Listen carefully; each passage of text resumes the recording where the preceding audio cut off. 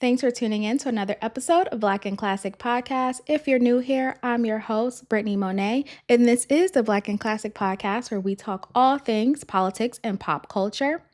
Up for today, we're going to discuss the train tickets in Connecticut because somehow, in some way, they are going up yet again. We're going to talk about the gerrymandering going on in California and Texas, and other states are considering it too. And then we'll take a look at Trump and his change of DOD to DOW, and also, and finally, Florida. Florida is being Florida. So with that being said, let's get into it. Blackness, that black power, that black pushing them to identify with black culture. I think that's what you're asking. I have no. First up, of course, we got to jump into our recap. Now, I was super passionate about the Social Security Administrator and the whistleblowing and everything that's going on with our Social Security numbers. I was so happy to see that you guys also understood the severity of it, because it's not like it's just a little hack, right? It's not like it's a little Target credit card hack. No. This could be our personal information that we need literally to do everything with.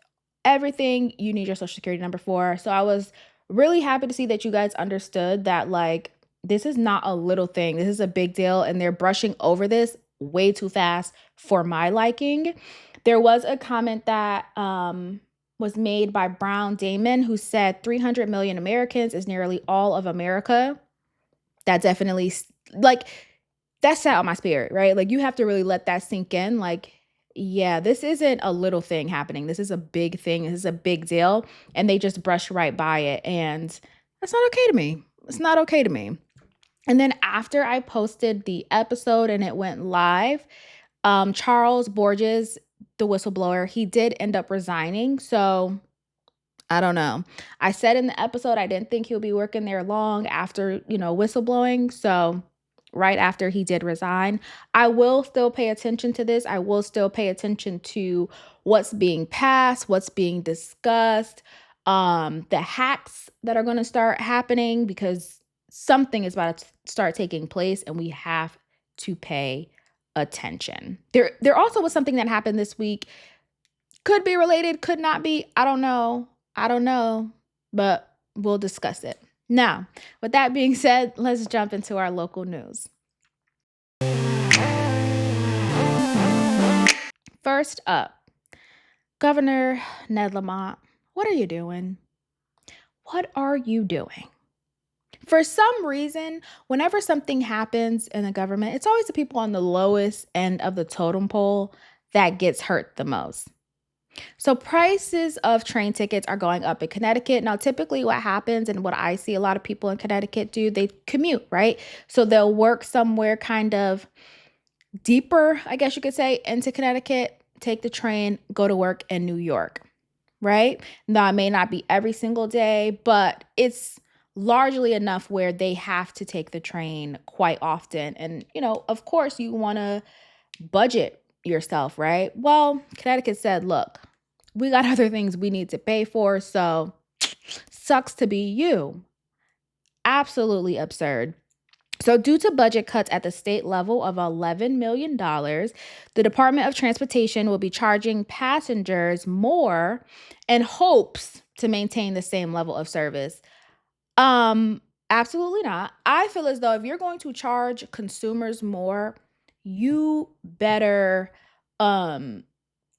essentially upgrade the service, right? Like, I should be able to go in and be like, oh, okay, I'm paying more, so trains will be on time. There will be more trains. Trains may run longer, and I understand because of budget cuts, it's different things. Like, you're now more so wages, maintenance of trains and things like that. Like, you're doing the same thing but working with less. So I'm not faulting the Department of Transportation. Really and truly, Governor Ned Lamont and the state of Connecticut, this was not the move. This was not the move.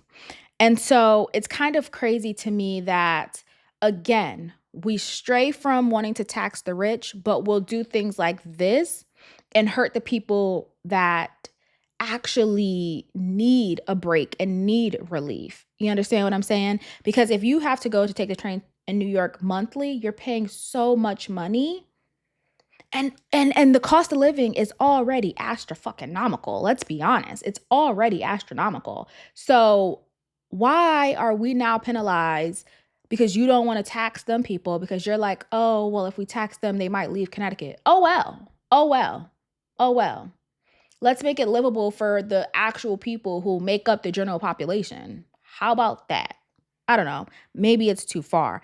Let me and okay, some people say it didn't go up that much, but if you take the train a lot, that's a lot to you. You aren't budgeting for all this extra money. You're not budgeting for that. And then your job don't care. If you work in New York, your job's not going to say, "Oh, they raised the prices for the train in Connecticut. Well, let's increase your salary." No, they're not going to say that, and they don't care. So it's a little bit crazy. So, one way, now this was generally most people leave from New Haven, or like if you're not from Connecticut, that's a little further south, I guess, in Connecticut. So they leave generally from New Haven or further south, right? Basically, the closer you get to New York is typically where people leave from. So one way, New Haven to Grand Central, which is in New York, it was 24.50, which is already absolutely crazy, but it was 24.50 during peak hours. Now it's going to $26. And peak hours is essentially like high traffic times. So if you're traveling during a high traffic time, it's going to be more.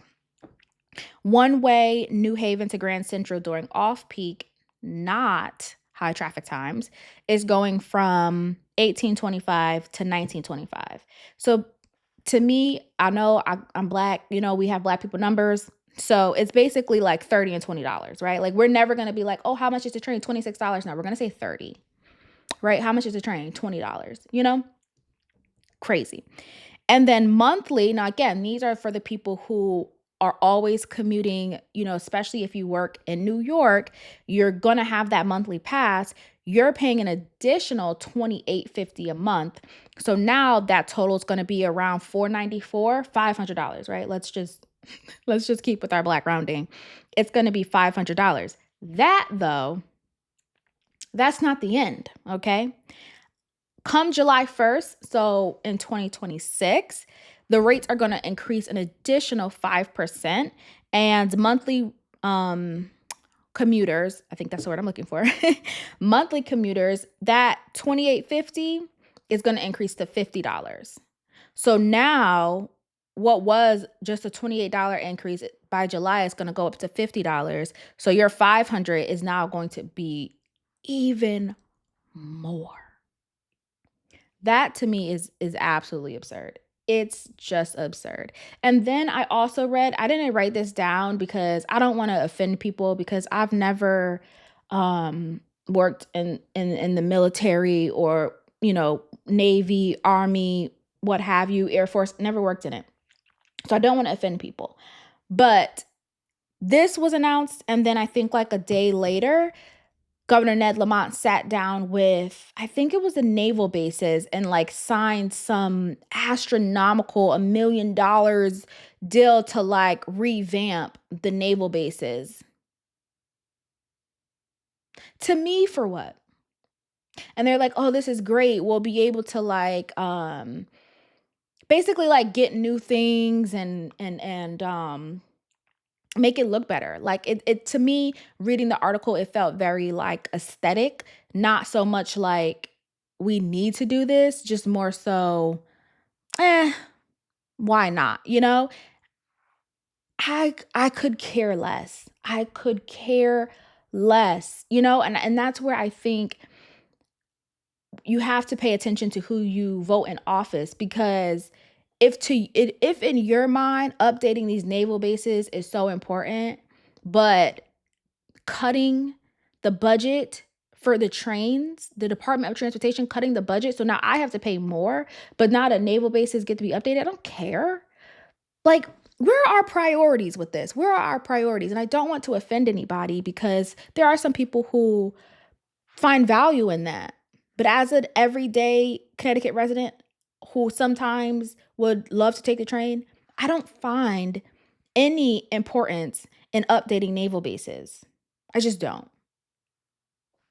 I'm not gonna lie to you. I just don't.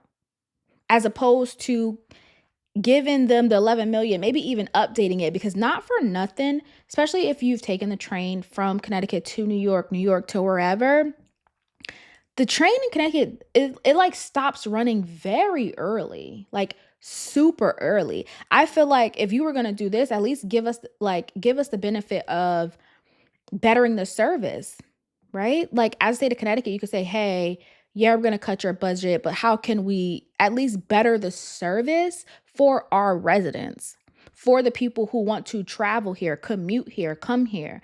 How can we better this service? But you can't better the service if you're just cutting the budget and being like, figure it out. That's not okay. Governor, that's not okay. And then on top of that, I feel like everyone knows that now, right? Connecticut, you have New Haven, city of pizzas, right? Best pizza, best pizza, right? So for him to then go out on and on about these naval bases and being the capital of the submarine or something of another, sir, don't nobody know nothing about that. People want to come into Connecticut, travel here. Tourists want to come. They want to learn about these pizzas and why celebrities are coming here to eat pizza in New Haven and all of these things. They want to come in from New York. They have to now think, okay, if I want to go in, I'm going to have to pay $20 just to get there. Like, come on. Or they could go see the naval base that's been updated. Stop. Okay? Stop. Anyways, moving on, let's jump into our headlines. Now, when y'all see papers here, y'all already know. Y'all already know we got a lot to discuss. So, while I was looking into things, right, I had come across an article and it was talking about Governor Newsom's redistricting California and yada, yada, yada. And I'm like, what does this even mean? Then they put this word in there, gerrymandering. God, I hope I'm pronouncing that rightly. But they put this word in there and I'm like, what does this mean? Right? Like it was something I quite literally would have breezed by, but something told me this might be important. Whenever an article is like, you see it once and you don't really see it too many other places, I'm like, oh, this is important.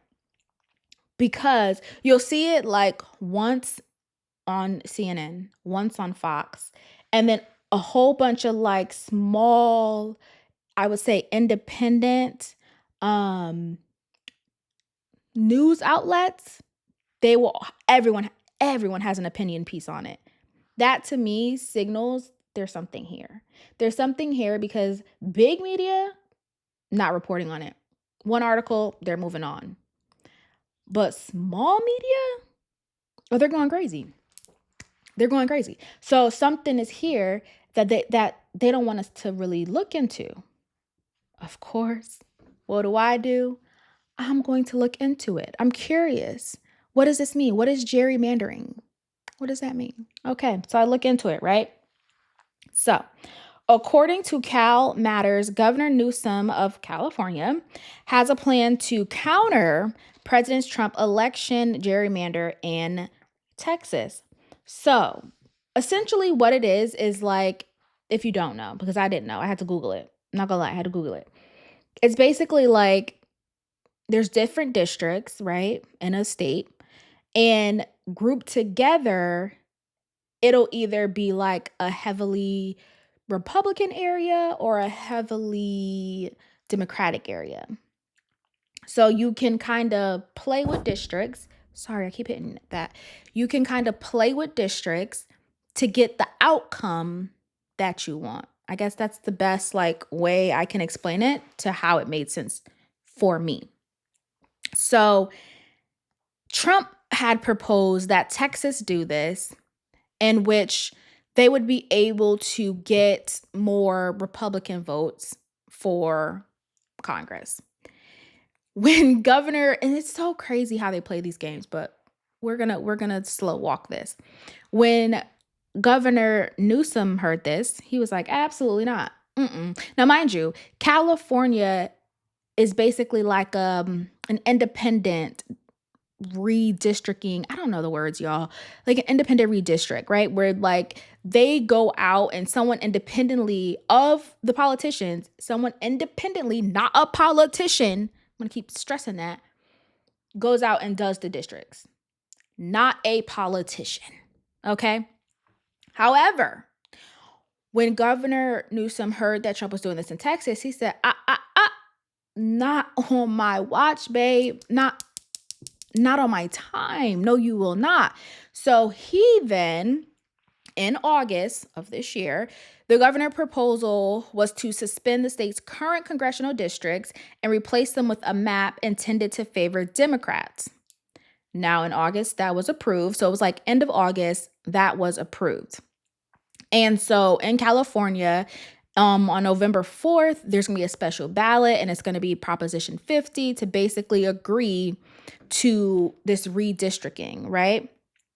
Now, in 2010, California had voted for independent redistricting to be fair and competitive, which it should be. And now, fast forward, we're in 2025. This is happening in Texas. Democrats are a little bit reluctant in California to agree to this. But what they understand is like, although we are giving this up, we have to gain something, right? So like the sacrifice isn't as big as the reward, because if we don't and we stay with what we're doing, then Trump's gonna get his desires and he's gonna have more Republican votes, more than what California would have for Democrats, and essentially it would just kind of topple. What? Okay, fine.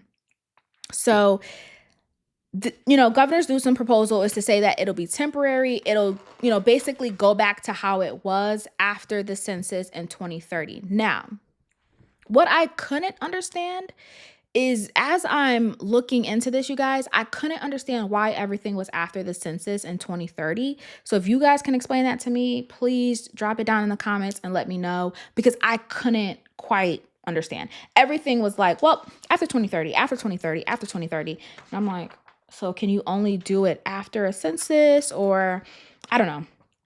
Child, I was getting confused. I got all my notes here and stuff, but that part was really confusing me. There is something I want to read directly from calmatters.com, just so you guys can kind of get an idea of what the games they're playing and why they're playing these games. So Democrats today, now this is in California, Democrats today hold 43 of the state's 52 congressional seats, which is a lot.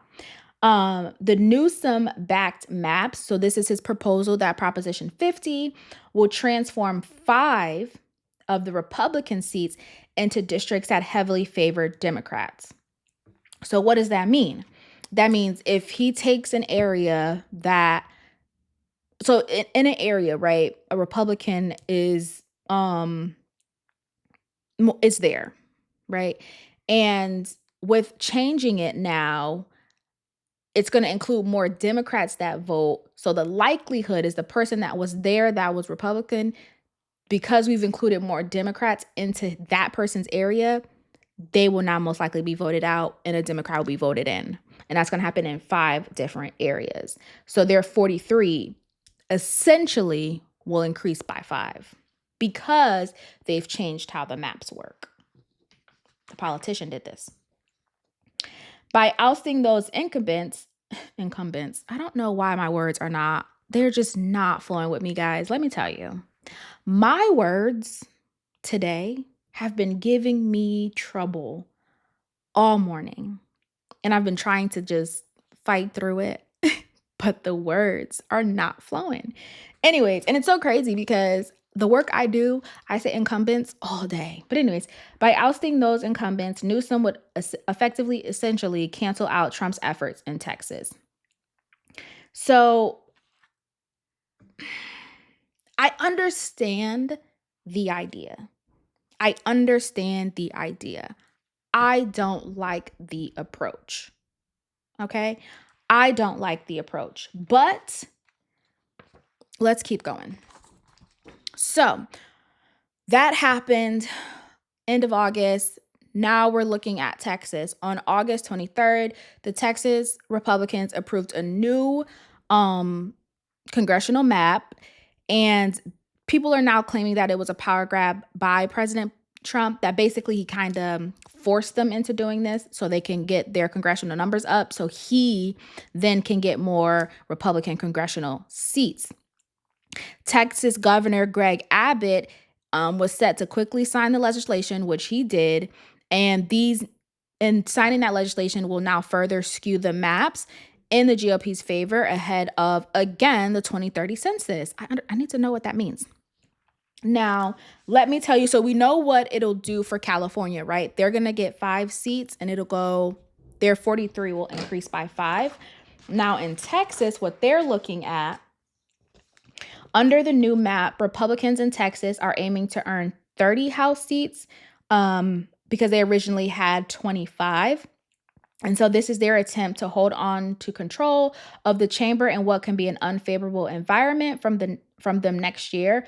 Republicans currently have a 3-seat majority in the House, so the new Texas map alone will significantly affect their chances. But now it's basically null and void because Governor Newsom stepped in and was like, absolutely not. Okay, I'm going to do the same thing, play your same game, and get us 5. Trump's your 3. No pun intended. So that was really his goal, was to like, I see what you're doing and I raise you 5, you know? And so now this whole thing is getting controversial. Again, I don't see a lot of people talking about it, but it is very important. And this redistricting battle is escalating nationwide. The White House, I would just say Trump. I don't like to just say the White House because I think it's more than just the White House, of course, is pressuring other states like Indiana and Missouri to redistrict. And then the Democratic Party, or governors like in New York and Illinois, have decided that they will also fight back. Not much has happened, but they are also trying to fight back. Now, I knew this was important and I couldn't articulate why. And of course, like I said before, you go to these smaller news outlets and they'll have it for you. So on September 1st, there was an article in Fulcrum that says the hidden cause and higher stakes of the gerrymandering crisis. And this was written by, let me see if I can see the name, Michael something. I can't see, it's cut off. But anyways, Michael goes on to say, these developments are forcing America to recognize that we face 2 urgent and overlapping crises: authoritarianism and structural, I can't get my words out. Authoritarianism and structural collapse.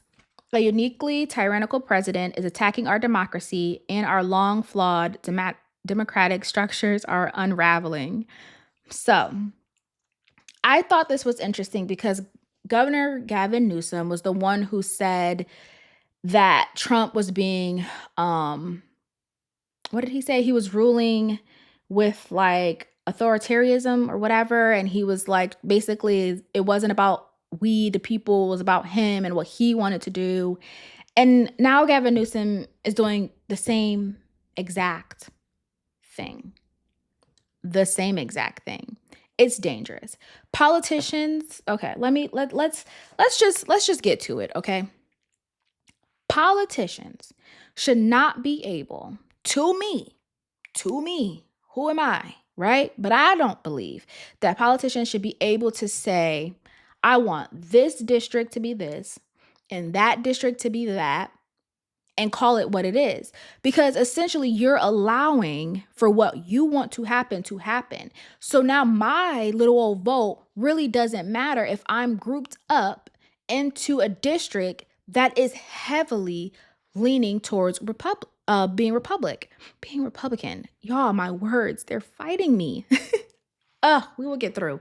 Anyways, so what would be the point in me voting if I know that you, at any moment, you can decide to redistrict and change it up and make it so that the district I was in, if it was leaning towards Republican, nope, I don't like that. I'm going to lean it toward Democrat. It's leaning toward Democrat. Nope, I don't like that. I'm going to lean it toward Republican. At your whim, you can just flip flop because you want what you want. What about the Americans, the people lowest on the totem pole? What about us? It doesn't matter, right? That's what you're telling us.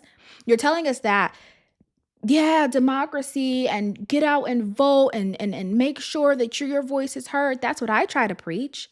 But what does it matter if when you decide that now you want more congressional seats, you'll just pressure states, right, into changing what they've had going on just so you can get what you want.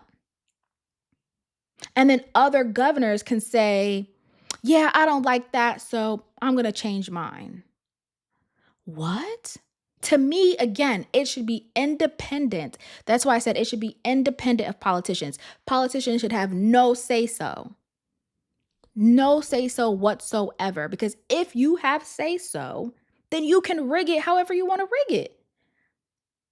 The Republicans were big on, it's a rigged election. It's a rigged election. It's a rigged election. And now he went and basically rigs elections. Because if you can change it at your whim, if you know this state is important, so I need this state, they're not picking out just random states. They're picking out states they know are important. They understand the numbers. They understand swing states and this, that, and the third. They understand. So they're picking states specifically for their own benefit. But then we're told that we should go out and vote and participate in this foolery. I struggle with telling people to go out and now, especially after understanding all of this that's going on, I struggle to tell people to go out and participate in something with at any moment they can decide to change it up and just make it so it's their favor. No matter how much you vote, no matter how much you do, if they change the district and now you're one little Democratic vote amongst 1,000 others, it's not going to make a difference. They're going to get what they want. So instead of it being fair and competitive and you actually going out to do the work and to please the Americans, to please the people that matter, you just change it up. And you say, I'll make it so I win regardless. I'll make it so I get what I want regardless. I don't have to worry about what American votes or doesn't vote. Who they voted for and don't vote for won't matter. If I set it up so that it's in my favor, I don't have to think about what American is going to vote for what. I don't have to think about it.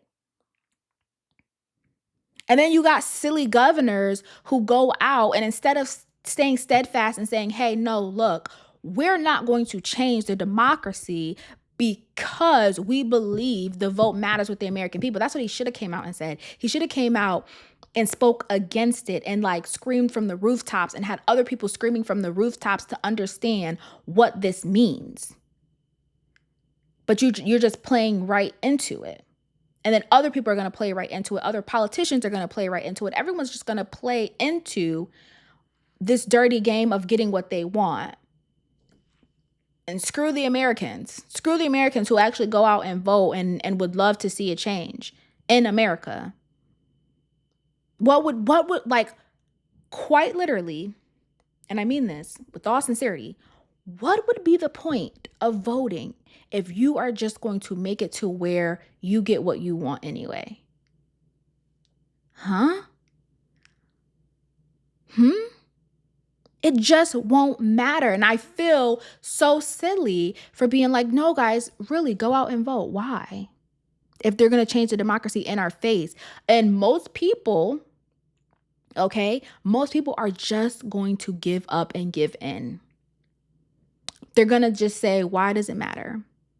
If they can play these games and get away with these games and no one is going to speak about it, no one is going to say, hey, this is probably not a good idea because he can get in and do what he wants to do, and then someone else can come in and do what they want to do, and it's just going to flip, flop, flip, flop, flip, flop, flip, flop, back and forth, back and forth, back and forth. However they want it to look is how it's going to look. And Americans just have to sit there and watch the ball go back and forth, back and forth. But be told that we should be proud. Be told that we should love our country. Does our country love us? Question. Does our country love us? Because I can't imagine loving people, wanting to protect people, and then go and do this just so I can get what I want. Just so that I can have more power. And I know Gavin Newsom, I get it. You want to go out and do these things to block him. And I can appreciate that idea. But the problem with that is now that you did that, now he has to then go and try even harder. And now he has to go to these other states and impress upon them to do the same thing, where these other states already have their independent way set up for how they have their congressional maps and their district maps and all the other stuff. It's independent. But now he wants them to change it and say, no.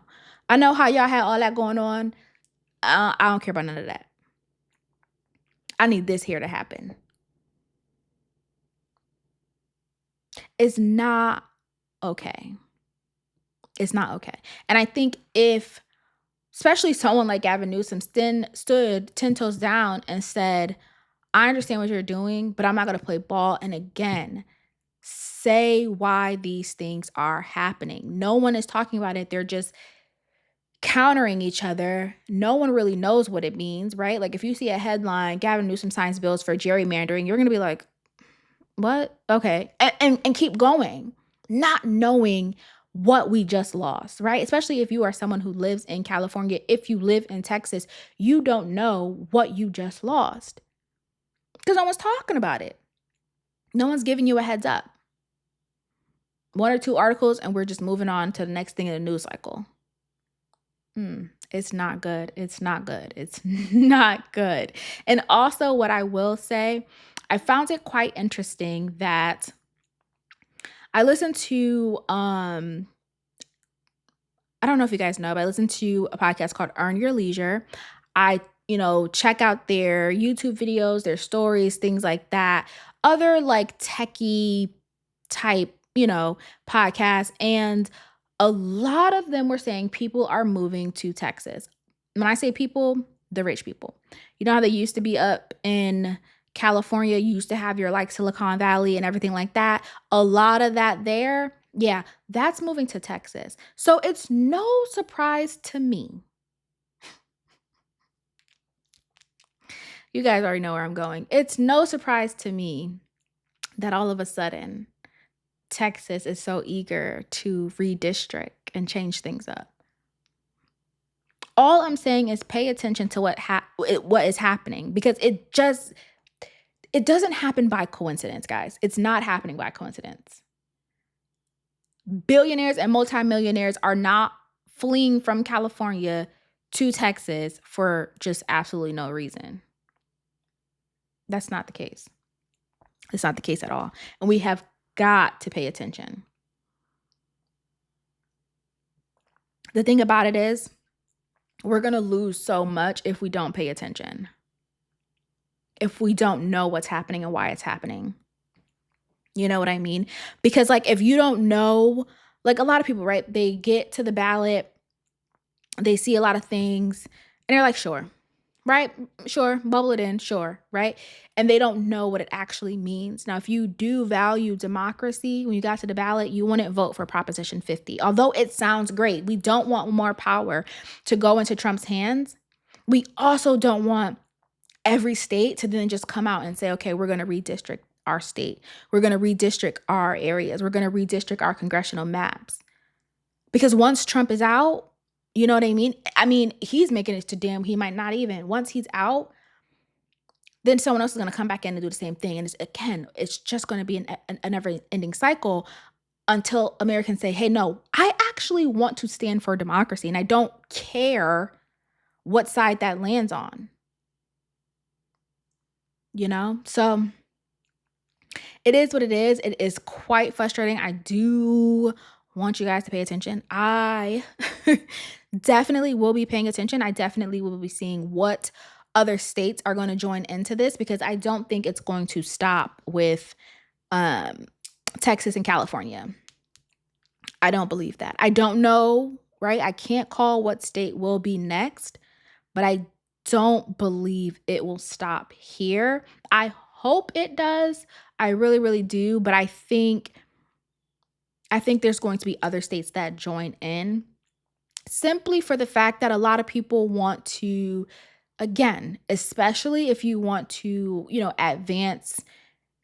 It's an I thing, right? If you want to advance in your political career, if you want to advance where, you'll be a part of Trump's inner team, inner circle, and be in the good old boys club, if you want to advance in that way, then you're just going to fall in line. You're just going to fall in line and do what is asked, so that you cannot be brought in, because the Texas Governor Abbott, he was all too eager. Couldn't wait to sign it. Couldn't wait. And it's like, you just want to fall in line so that you can then, kind of have that, like, yeah, I'm in, I'm a part of something. And it's like, are you really? Are you really? I don't know. Looks a little funny in the light to me. But that was that. I don't know. I'm at a place, you guys, where I'm just like, you guys know, okay? You guys know I watch Candace Owens. And she had got to a point where she was like, yeah, politics isn't what I thought. And the more that I read and learn and see, okay, it's not even bad in the way that you would think. It's bad in the way of, like, you are treating real, live, breathing people like pawns, like pieces on a chessboard. Matter of fact, no. You have wiped us off the chessboard, and you are just moving for self. That's it. We don't even factor in real, living, breathing people. Don't even factor into the decisions that you make. It's like, wipe them off. What do I want? What do I want to see? What do I think that matters? And whatever else happens, whatever the fallout is, it won't affect me, so I'm not worried. And that's what you see. The more you look into it, that's what you see. And it is wild. Wild. So wild. Okay? So very wild. Now, with that in mind, let's move on to this next topic. Trump. Department of War. Department of War. Here's the thing. Before we get into it, I truly believe that this man, I think he likes sitting behind that desk. Y'all, I think he likes sitting behind that desk. I think he likes getting those, because I work in local government. I say this all the time. I work, and I know that people value the silly things, right? The silly things, the things that don't mean nothing to nobody. They value it because they think it looks good. So I believe that Trump loves, like, he gets such a joy, such a little, like, kick my feet moment when he gets to sit behind a desk. They put in front of him the little, like little folder thing, and he gets to open it, and it's this like grand thing. The cameras are all around, and he gets to sign it, and then he gets to. That is what that man values. He could care less what the executive order says. Honestly, I don't think he stands behind a lot of these executive orders. I think he just does things to do it, But when he gets to hold it up and that picture gets taken, oh, it's a thrill for him. It's a thrill for him. And that's what I've certainly reduce this to, because I personally don't believe this man really be caring to do all this stuff. I think he just has like a little list and he just goes through his list and he's like, what could I sign today? I want to sign those 5. Bring them to me. And make sure you get all the cameras. I want to sign those and get all the cameras, because it's like every article that comes out, it's just Trump signs an order. Trump signs an order. I don't know if I didn't pay attention, but like I quite literally don't remember. And you know what? I will look into it. I will look into it for next episode for you guys, but I just don't remember. I don't remember Joe signing all these goddamn executive orders and all these goddamn executive order pictures. I don't remember Obama signing all these goddamn executive orders and goddamn executive pictures. I don't remember it. Like, I promise you, I don't remember seeing Obama do this with one of the executive orders. I don't. But I feel like it's 15, 20 to damn near 100 of Trump holding up his signed executive order. Why are you so excited by that? Especially for stuff that don't make no damn sense, that don't mean nothing about nothing to nobody. It's like an excitement of like, guess what I got to do today? I got to sign an executive order. Like, you know, it gives me like very much kindergarten, like he's holding up his certificate of achievement. That's what you're giving me, Trump. You're giving me, I got to hold up my certificate of achievement and look what I got to hold. It's now called Department of War. I'm so happy. Like, enough. And I could be completely mistaken, and maybe all presidents have signed this many and done this many signing of executive orders, and I just don't ever remember seeing all the pictures. I am going to look into it, I swear, because I don't remember this. I feel like that man loves to do this. He loves to sit down and sign these little things, and they don't be meaning much. But that was just my thought on that. It was sitting on my heart. I had to say it. Okay. So yes, he signed this executive order last Friday to change the Department of Defense to Department of War. And it's supposed to be a broader effort to present a more aggressive and victorious military to the world. Mind you, okay? When this man was running, he was running on a more, I can end wars. We don't need to be at wars. I brought people home. He sent people out. Anti-war, yada, yada, yada. That was his whole thing. If you vote for Kamala, you're going to get war. She wants war. Your kids are going to be at war. War. That was his whole thing. That's what he was telling the people. He was going to stop it. With him in office, nothing. No wars. It's not happening. Somehow.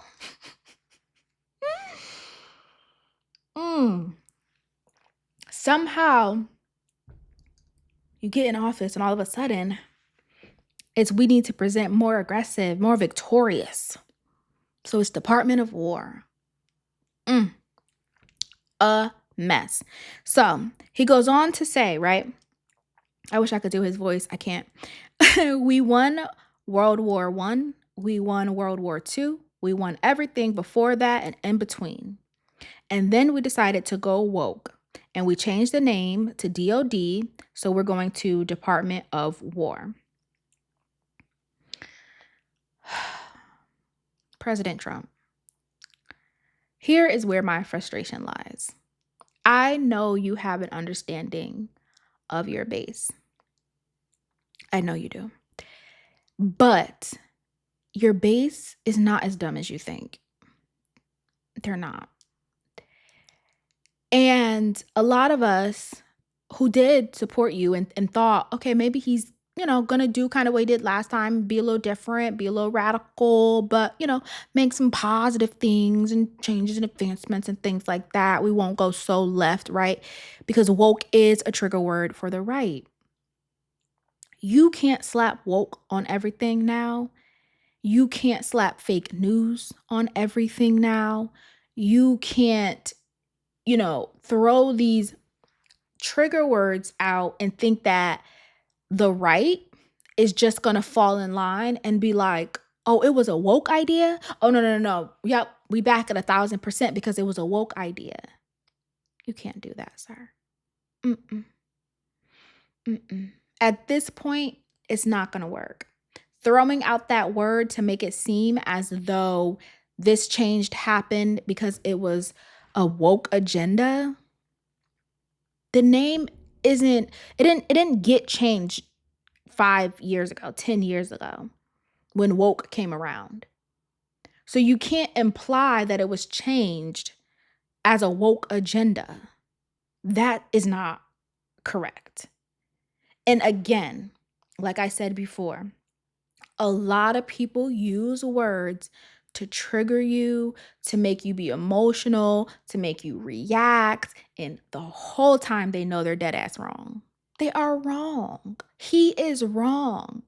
This was not some woke agenda to change the name. So why would you then say it was changed as because we wanted to go woke? Because he wants the right to just fall in line. Again, get behind him, fall in line. Like you did with the Epstein files and told, oh, it's just the left telling you guys that, and you're listening to them and you're believing them. It's fake news. It's fake news. They're too woke. They're too progressive. It's fake news. No, people aren't dumb and they know what they see. So this whole it was woke, that's not going to work, sir. You already ran on one thing and now you're changing it up. And because you want to change it up, you want to go and say it's woke. I'm telling you, please. Who am I? I know, just this little black girl on the internet, but like, listen, this is not going to work anymore. Slapping woke on things, slapping fake news on things is not going to work. And you know why? Because you've already proved that you are ready and willing to lie, to go back on what you said. You've already proved that. Therefore, it calls into question everything you say after. So now, because you're telling people this is woke, it calls that into question. And actually, I'm gonna read how the name changed. And you tell me if that sounds woke, because clearly there's a missing link here. There's a missing link. I'm gonna fill it in. You tell me, President Trump, if this sounds like a woke thing, because maybe your advisors and the people around you didn't advise you correctly. And they thought if you just got out and said the key words that people would fall in line and be like, oh, okay, yep, that makes sense. They changed it because the people are woke. Stop. So, a War Department existed from U.S. independence until 1947, when the Truman administration, President Truman, split the Army and the Air Force into separate military branches and joined them with the then independent Navy to form a new agency. Okay? 2 years after that, okay, the Congress then decided to name it Department of Defense. Nothing woke about that to me. Nothing about that screams woke. So instead of having like before, right, they had two here they had one here that was Army and Air Force. And then they had two here. The Truman administration said, we're going to break these two apart and just bring all of these together. There'll be separate branches, but there'll be like 4 independent agencies, right? So that's why now when I say it all the time, right? Like, oh, military, and they're like, oh, well, I'm in the Army, I'm in the Air Force, I'm in the Navy. Like, you know what I mean? They just put it together. And all of that became the Department of Defense. To who? Defend. What? America. To me, made perfect sense. Somehow to you, you needed to tell us that was a woke agenda, a woke thing. That's not true. That's not true. And the other issue with this is they're talking about, the rational people. Last week we talked about, I'm pretty sure it was last week, we talked, or maybe the week before, we talked about Trump wanting to paint the wall black. I'm still getting comments and people are like, he painted the American side. Y'all better not tell me that. Y'all better not tell me he painted the American side, because matter of fact, I was going to say who is fleeing to Mexico, but hey, the way it's looking. No, I'm joking. But no, literally joking. But why are you painting the American side? Isn't it eyesore? What? And now you want to change to Department of War so we look more aggressive, and everybody know we're war crazy. Everyone knows we are so eager to go and shoot something up. We don't need to change the name to convince nobody. No one. Okay? In this world believes that America is not more aggressive and so gung-ho on military and fighting and things like that. No one in the world believes that. We are not. We got guns everywhere. We shooting up everything. We killing everybody. School shootings, church shootings, movie theater shootings, people breaking into your home shooting, broad daylight, let me see, shootings at festivals, airport shootings. And you think somehow people are confused and believe we aren't aggressive with guns?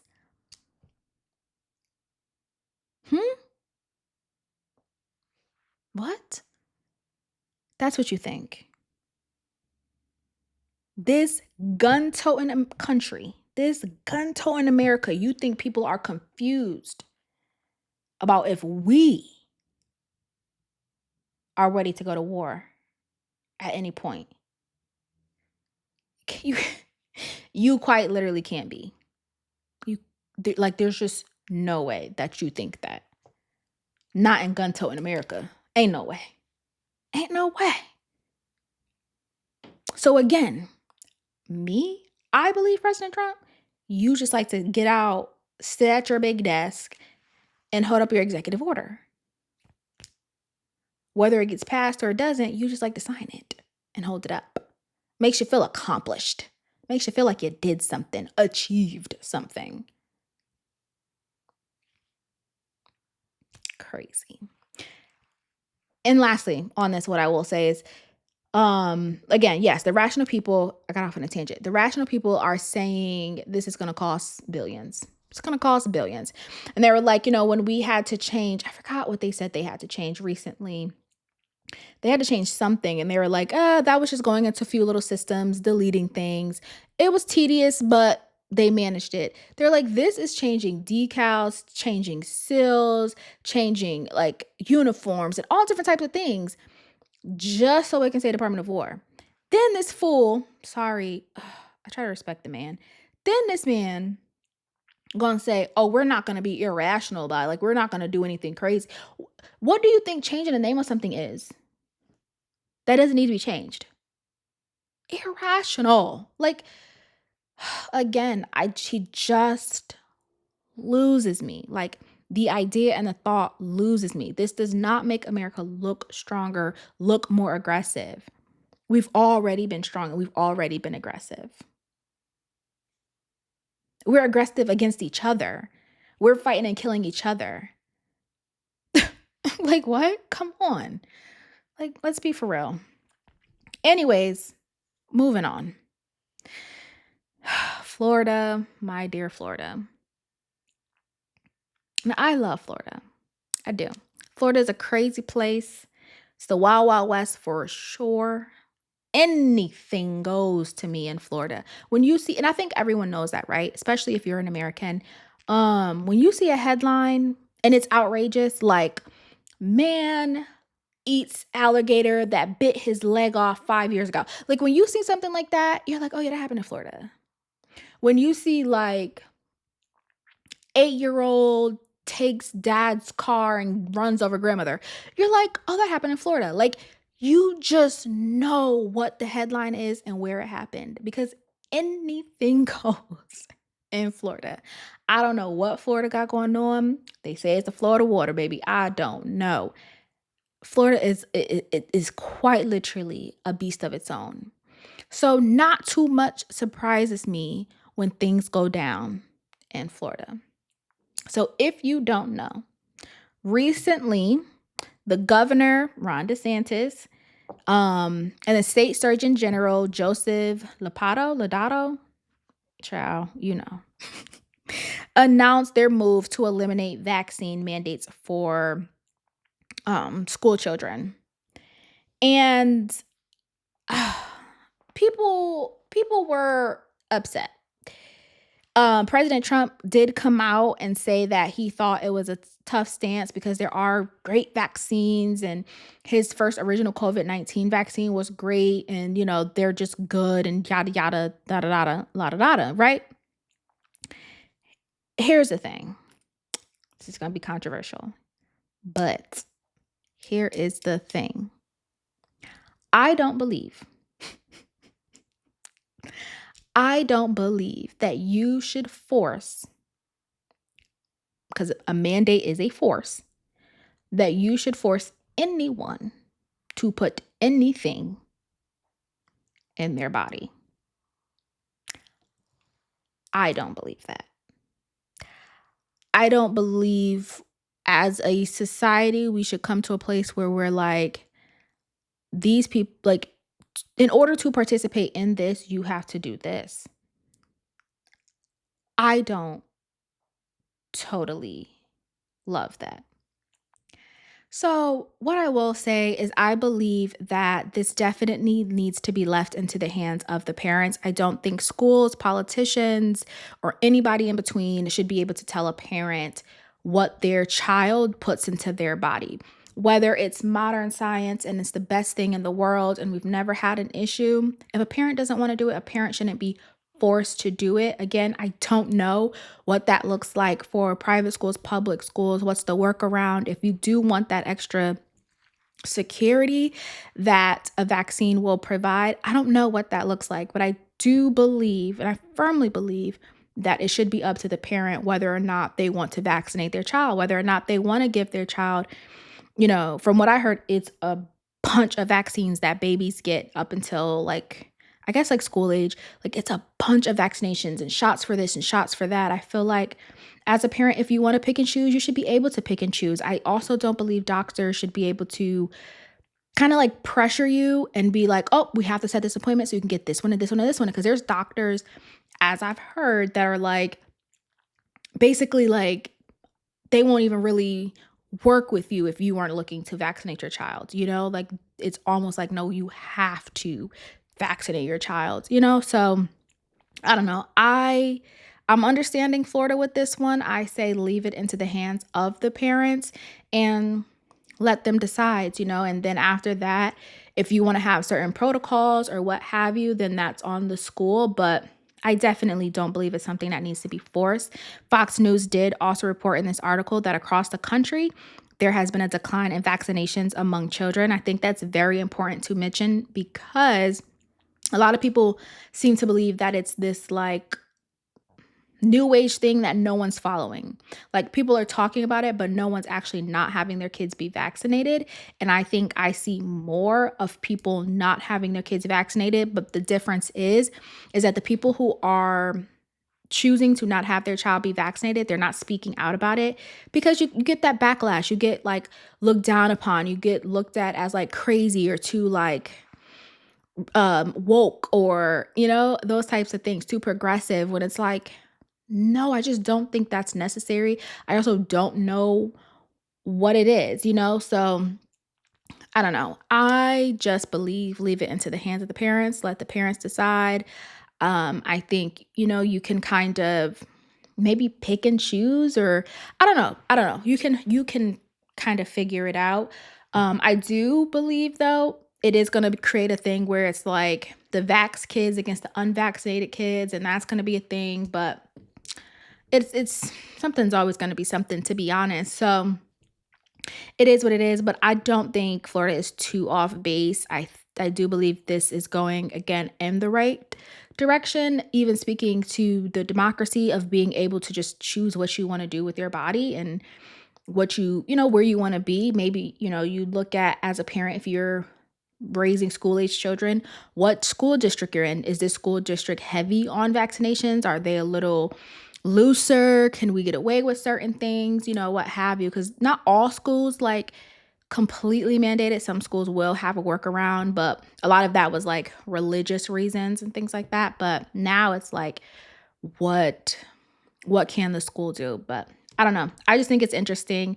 I don't see a lot of states following behind Florida, just because Florida is that like out there place that people are like, that's just Florida, but I do think it's something that other states should consider, because I don't know, it's just not fair to force parents to say your child needs 13 shots before they can start school.